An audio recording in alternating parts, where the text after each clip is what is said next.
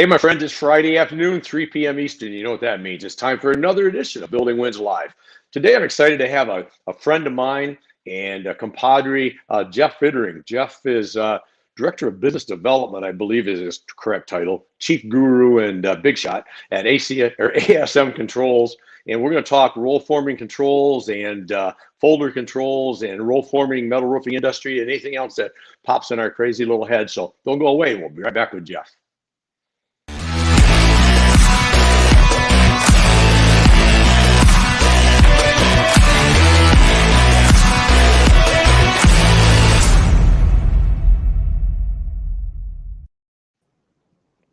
There he is. Hi, Randy. How you doing? I'm doing well, and you? I'm doing great. Doing great. Good, good. I'm just really pleased that you got the memo with the shirt. A little darker would have been okay, but hey, Barry, thanks for coming on, brother.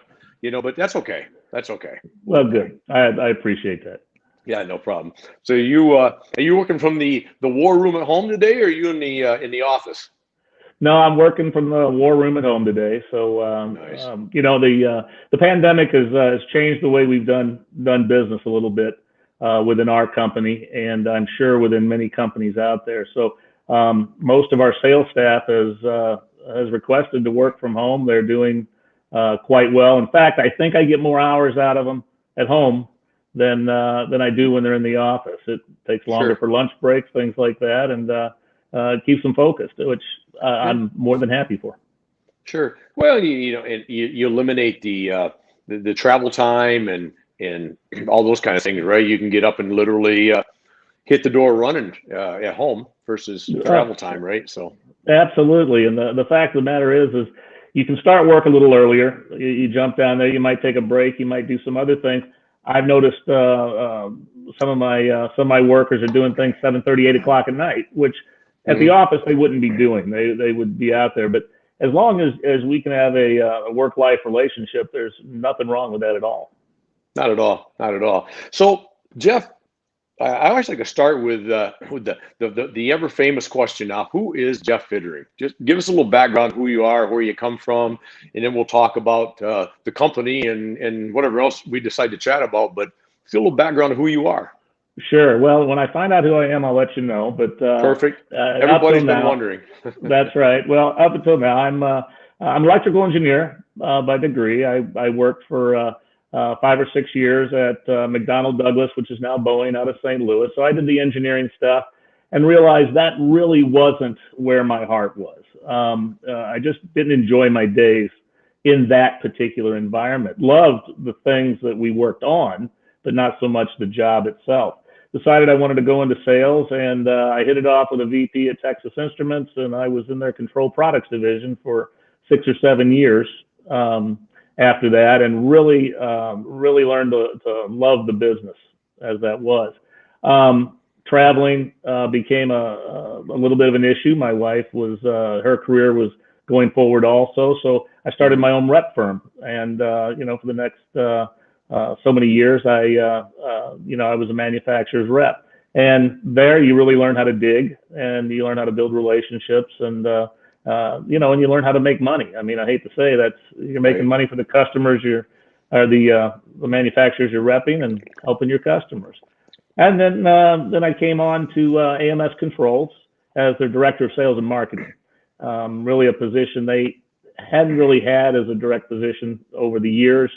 But it was something that they really need. They've been growing, and all those pains that go along with growth, sometimes get manifested within sales and other things, and you just don't have the full luxury of follow through. So we're working on that, and it's really working out well. Awesome. So you've been with AMS how long now, Jeff? I forget. About 2.5 years. 2.5 years. Okay. Yeah. So really not all that long, but I laugh because our office is closer to me than any of the offices I've ever worked at. It's just down the street. So it was just one of those things. It was just one of those things that came together, so perfect. Works out well. Perfect. Well, sometimes that happens. So obviously your technical background is perfect for AMS Controls. Tell us a little bit about AMS controls. Give us the floor is yours. Tell Sure. everybody that's watching or going to be watching what we do at AMS controls. Yeah. Well, AMS is about 40 years old. Started by a gentleman named Rick Allman, and Rick, very good engineer, and worked at both McDonnell Douglas, Emerson Electric, things like that. But ultimately came up with somebody asked him, "Can you build a control box to do this and this?" It was two items, and well, he said, "Well, sure." So he built that up, and ultimately he ended up supplying it to Bradbury way back when, and Okay. so they used it on a couple of their items. I mean, it wasn't, everything was just coming into controls at that point. And then he started building controls for other companies, cut to length lines, things like that, and things really took off. And as such, his kids are engineers, and his eldest son, Andy, is the president of the company now, and Andy's probably one of the best engineers I know. He has a hand in about everything we design, and he's pretty phenomenal at understanding what the customer needs to get it Mm-hmm. done. He's just not looking inside a box to design something. He's really looking at the full system and what the customer needs to really sell his product. And as such, we've got into the production management software realm, as well as into designing and building systems for double folder controls. We have a double folder upgrade that took a number of years to design, but they have we can turn a double folder into the fastest folder on the marketplace, including everything brand new. And we've got it in about 6 or 7 installations throughout the U.S., and the people love it. And as such, the operators don't want to work on anything else because they can truly fly. We have safety systems on it with our laser safe Full Guard product, and so we have safety, we have speed, we have accuracy, and it really goes to town for the for the actual manufacturer. And it's got to be, I would assume, obviously I know this answer, but a cost savings versus buying a whole new folding system, and the turnaround time's got to be much quicker than, because I know most equipment nowadays are what, 6, 7, 8, 9, 10 months out or longer. Oh, So you have to, absolutely. It is, and yes, on all those accounts. But I'll give you an example, a real life example, one that came about at the Construction Roll Form show.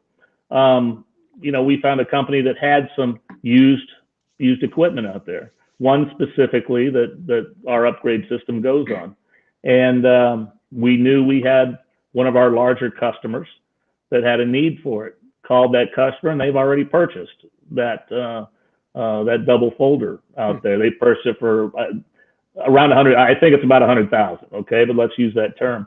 Our upgrade system's $155,000. May seem like a lot, but for $255,000, you have a system that's almost all new hydraulics, all new controls, all new safety features, and you have all that for $255, and a brand new one off the line runs about $425. So you have 3 years warranty, premium support. You have all the things that you need to make an older system new. And as such, that is really where the cost savings come in. And we can run at a fast speed consistently. It's very easy to say, that my machine runs at speed X, but to run at speed X 24/7, very difficult. Hydraulics have to rebuild pressures, other things like that. Ours does not. It can literally run all out 24/7 at the speed we proclaim. So it's very beneficial, for the customer, and ultimately helps them to make much more product in a much more efficient manner. So much so that we had one customer get rid of his single bin folder. Who in the world thought that somebody get rid of a single bin for the double bin? But that's what it brought to his his floor. And you hit on something earlier. I want to circle back because you said it sounds like when typical we was talking off camera, pre-show, making fun of engineers in general, and you are one, so we was making fun of Sure. you too. But the general theory of engineers is they're pretty detail oriented and to take 6.5 days to tell the 2-minute story, right? I mean, Right. that's a sales guy's a take, right? But it sounds like with ASM, everybody involved looks, and you mentioned this a minute ago, looks to the customer and what does the customer need and how do we make this fit the customer, as opposed to just at one point developing a system that had no input from the customer whatsoever, and you just buy our system and like it or don't like it. It looks like a lot of energy and effort was put into what is going to be best and easiest for the end user to use, to operate it. Am I hitting that on the nail pretty good? Absolutely, and so much so that it's kind of salesman's nightmare, to be quite frank with you, because we go in, we look at what they need, and maybe do 2 or 3 things extra from what they're asking, because we know they're going to run into it down the line. And as a salesman, you hit yourself in the head and go, "Come on, guys, we got to pump this out a little bit. Here's what they asked for." But the good news about that is the customer truly appreciates it. That's what builds the trust with our customers and clients, and that's what has them coming back to us for specialty things. And I'll be quite honest, we have our production management software is called Eclipse Pro. Right now, we work with a customer out of New Zealand, and they want something specific, and we work that specific in real time, and then we put it into the next build that goes out. So in other words, we're not just universally going around asking people what you need, but we're trying to give you something that is specific to your job, specific to your manufacturing facility, and how you go about and do things, such that you can make the most money possible. If I help our customers make the most money possible, I have a job for life. So that's Right. That's how it goes. Yeah, that's perfect. Yeah, so you've reversed, and I think most companies that are successful today have reversed that old theory, and it made me think of it. Used to be, build a better mousetrap and they'll buy it. Right. Nowadays, you need to build a mousetrap that the customer wants to buy. Yes. It's exactly right. We've hit the point where we've stopped really, as I call it, selling hardware. We sell hardware, but the fact is, the software that goes into our hardware is really what makes a company really grow and shine. And it's the things that give them the capabilities of eliminating scrap, eliminating downtime, eliminating the person at the line that may have dyslexia and enters in everything backwards while they're trying to key punch in an order. And the customer may not know about that till those panels get out to the build site, right? And it comes back, makes them look bad. And so what we have is, I always tell people, let's look at the software first, and let me let you know what and understand what it does and how it can make you better. The hardware is really a pull through, because the hardware is what's going to go on the machine to actually utilize the software to make your line run perfectly. And we do both, and the hardware is a necessity, but it's not something that I always go out and lead with, because the hardware doesn't really shine as much as it used to in our day and age. Right. So the production management software, the Eclipse Plus, Eclipse Pro. Yeah, that is about as high tech as you can get, isn't it?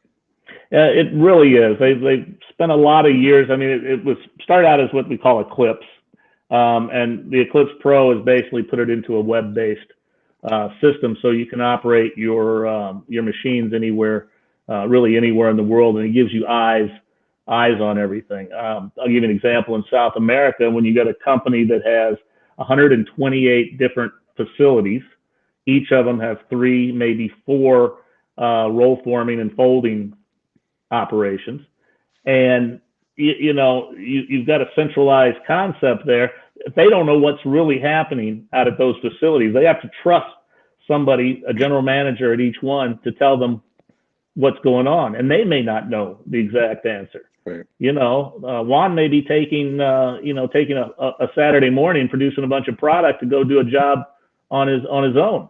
Well, how does the company know that? How do they institute, where they're losing money that comes into it? Or again, they have an operator that's really not very good, produces tons of scrap. That's money out the door. And with Eclipse Pro, we can do that. We can go in and see what's happening. We can download orders directly from the central office. So you can pull orders, download orders. It's a real-time system upon which information is shared from from wherever in an office setting down to the line to where we don't have mistakes that come in. Coil validation is one of the big things that we do. So in other words, you've got somebody on a forklift bringing a coil into the system. Our Eclipse Pro will check it. It'll validate that it's the correct coil, the correct color, everything that's in there, and allow you to start the process. If it doesn't validate it, our controller won't even allow you to start the process then. So, and again, if somebody wanted gold roofing and you gave them red, and all of a sudden you have wasted an awful lot of product, an awful lot of time, and you pissed off a customer. So it's really huge, all the things that go into that. That's amazing. So, and it varies obviously with all that you've just talked about, but rule of thumb there's probably nothing necessarily off the shelf, or is there? I mean, is there some off the shelf product that a smaller, or maybe an upstart operation that needs to improve some equipment can get into pretty quickly? But sounds like most of this, if it's being fabricated to order, if you will, to some degree to the customer's needs, what kind of time frame does a guy need to look at from start to finish? Well, if right now, things are going gangbusters in the industry. That's great news for everyone. Right. But getting product in to our facility for manufacture has been a real headache lately, as it has for everybody else. And then putting out the product, the same type of thing. So it's not so much as we can produce product in probably 3 or 4 weeks, but we've got about an 8 to 10 week installation lead time, because we also go out and install the product, because there's many different facets on, every line is different. Do we say we have an off the shelf? Well, our XL200 is our roll former controller, but it probably has 800 different variations that we can put into it, because if it goes from a panel line or a stud line or a punch line, a purlin, any of these different types of lines, then have a multitude of punches or gags that go with it. Not to mention all the different types of roll form manufacturers. So you've got little idiosyncrasies in each one of those. And in doing all that, we do take that in consideration, and we have products for all of those.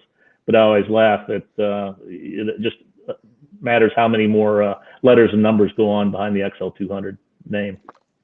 Oh, there you go. So obviously the industry I'm familiar with, the metal panel roll forming and trim it world, but you do a lot, pretty much anything roll forming and metal bending related, right? Folding related. Yeah. It's not just the construction industry. Correct. It can be anything from the huge silos that you see out in the cornfields. Those utilize our controls to manufacture guardrails. I mean, those are very thick. In fact, just outside of St. Louis here, we have a company that makes those. Different things on trucks. And HVAC ductwork for the commercial ductwork business.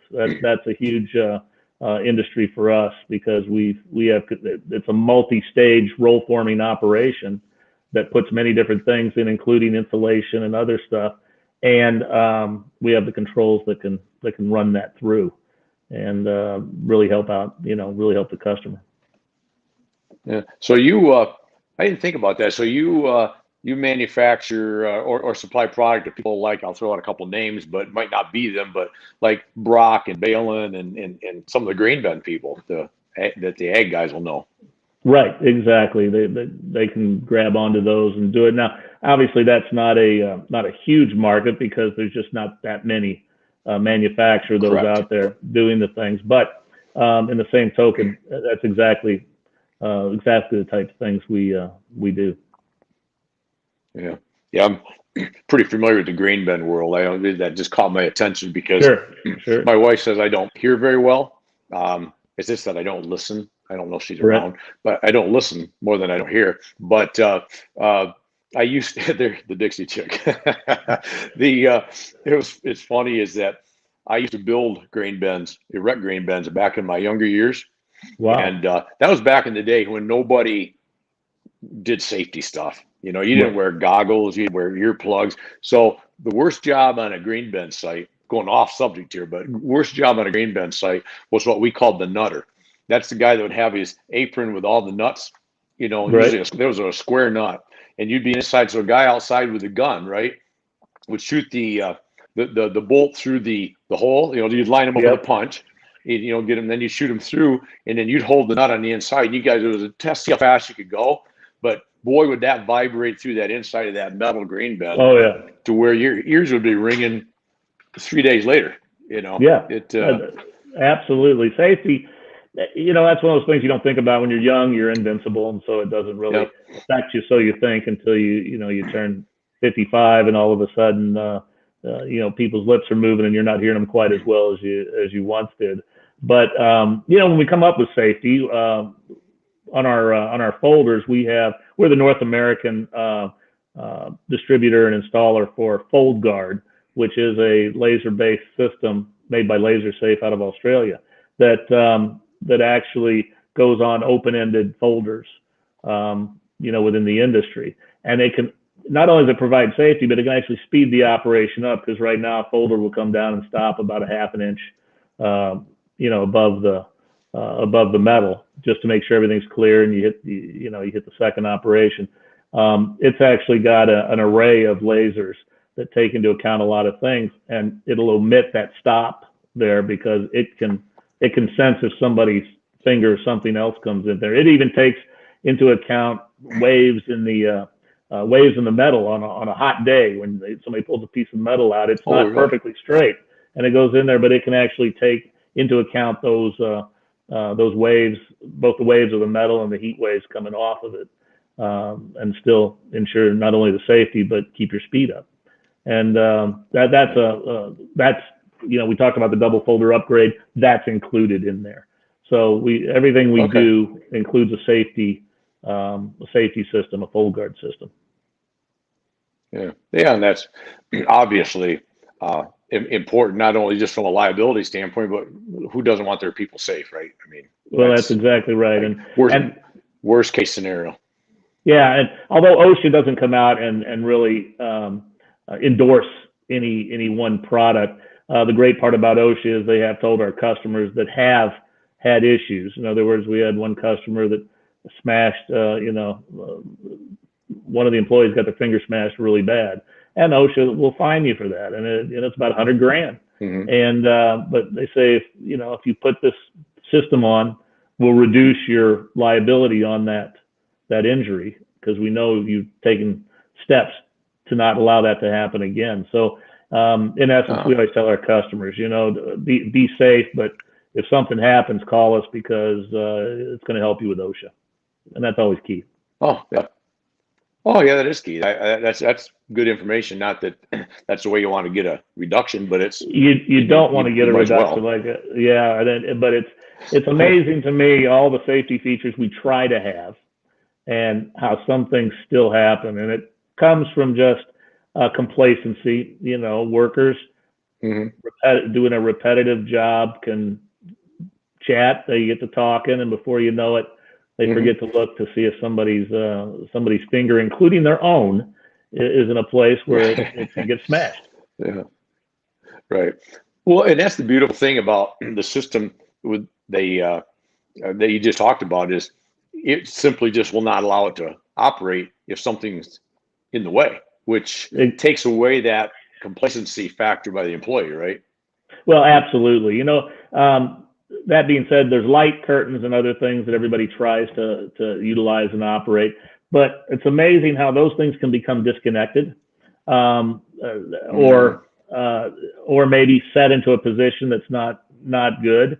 With FoldGuard, these are actually permanently mounted at the ends. Goes through our Pathfinder controller. Our Pathfinder controller goes on all of our folders. That's our folder controller. And so it goes in through the Pathfinder controller, which is consistently checking every millisecond or so to see if the fold guard is putting out a signal that something's there. So we can stop, at any time within the process. Gotcha. So it takes that guy that wants to cheat the system just a little bit and get ahead of the game. It takes that out of the picture, obviously, because he can't mess with that. Well, exactly. It takes it out of the game, but ultimately he'll find out pretty quickly. It makes it go faster because you don't have that secondary stop. Right. And without that, he starts getting into what I call a safety groove, something that he's feeling a little more comfortable with, and the system's working itself. Yeah, perfect. So I think you mentioned early on, Jeff, this company's been in business. Did you say 40 years? Did I hear that right? Was that my correct? Yeah, it was in the early 80s that the company was formed. Yep, and worked out of their basement for a while, and then three brothers and a daughter, or three brothers and a sister. So 3 sons and a daughter are involved in it, and then a couple of spouses and things of that nature, which always makes for interesting things going through. But a great group of people, and Andy, our president, is known throughout the industry. He's one of the guys that really is go-to when somebody needs something done, and it's very nice to work for somebody like that has the respect of the industry and is able to back up anything anything he says.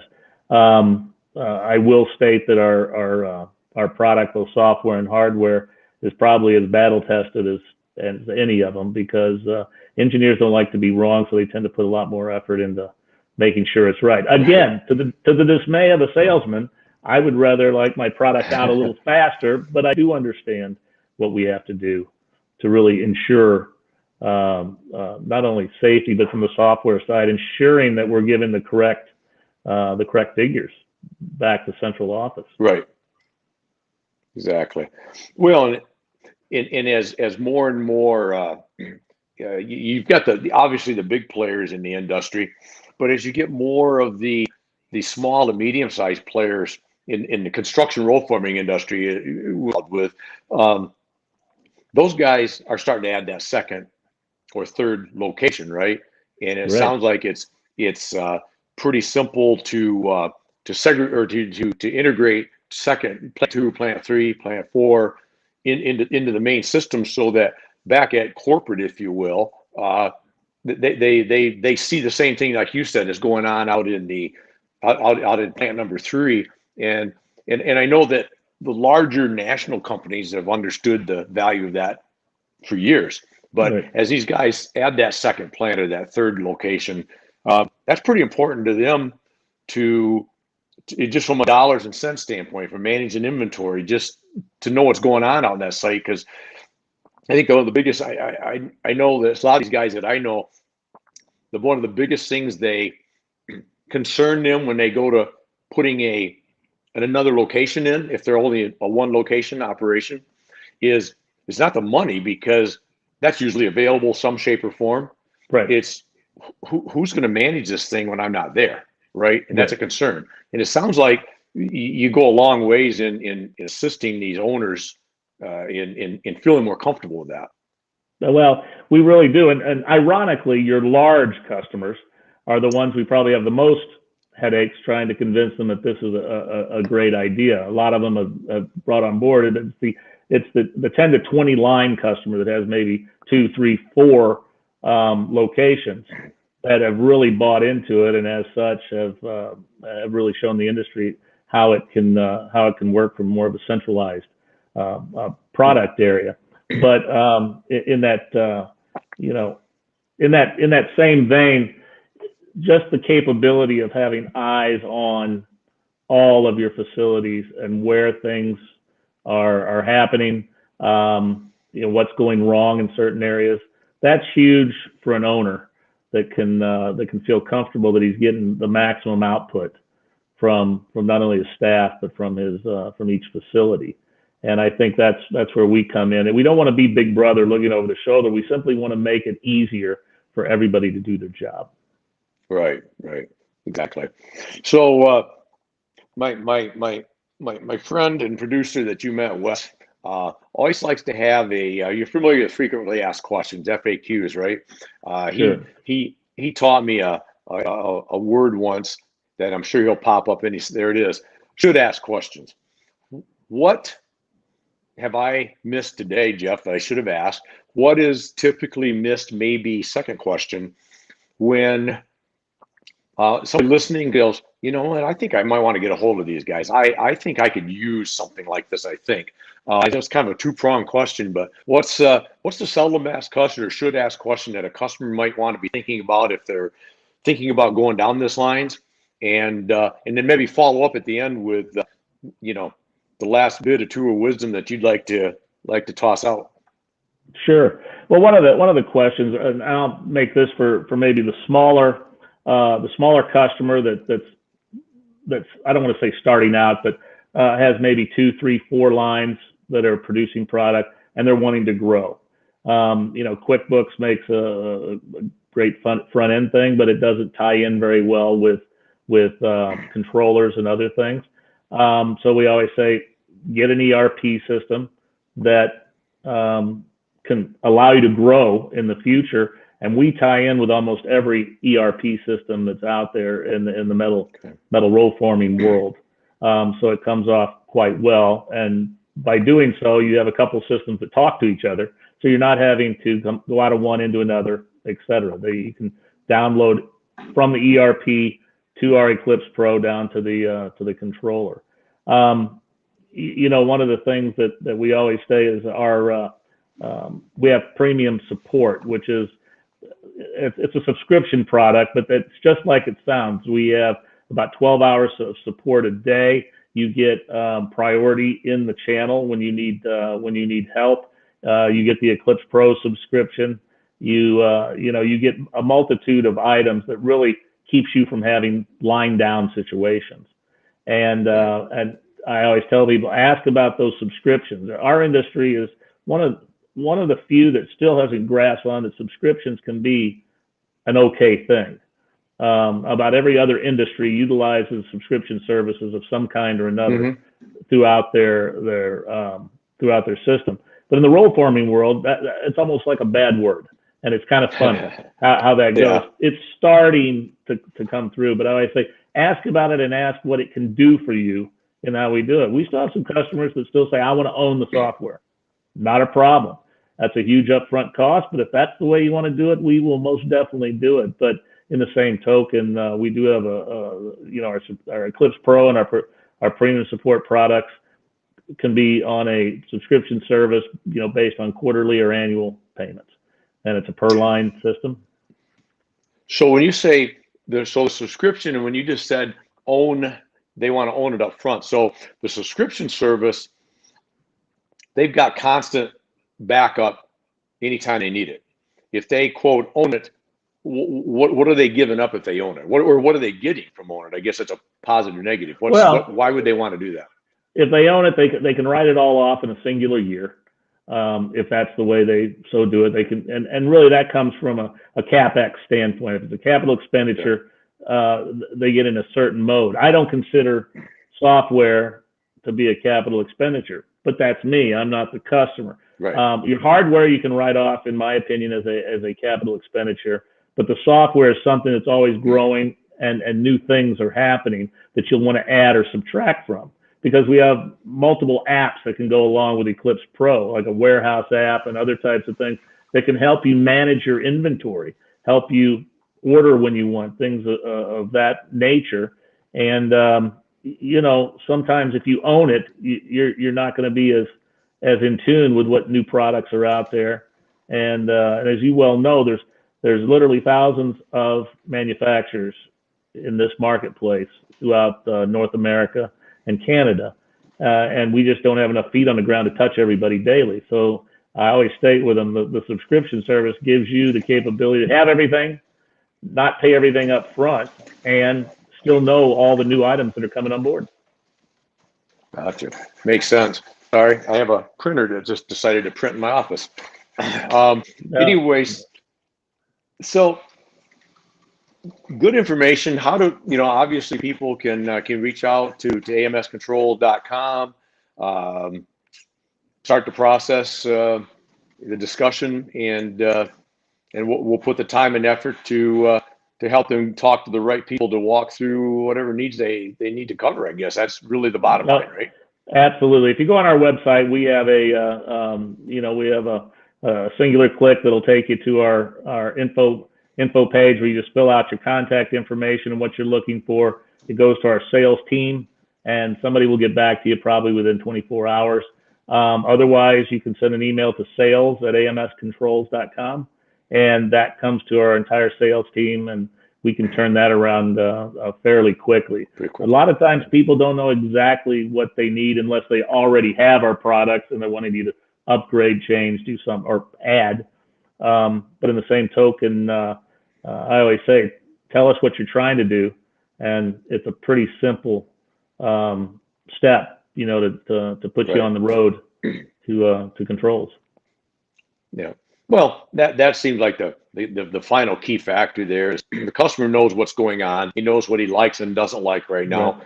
Probably has an idea what he would like to fix, and then put him in the hands of the technicians at AMS, and it's almost like a hybrid program to some degree to put the guy into a more beneficial operation pretty quickly. So yeah, and it really is, and ultimately, if we've got somebody in the area, we'll stop in and take a look at your lines, because we take lots of pictures, we look at items, right. we can evaluate your entire system and say this is what you need, and that in itself, I think, helps the end user, because a lot of times they truly don't know what they need because they don't know everything the system can do. Oh, exactly. Yeah. Perfect.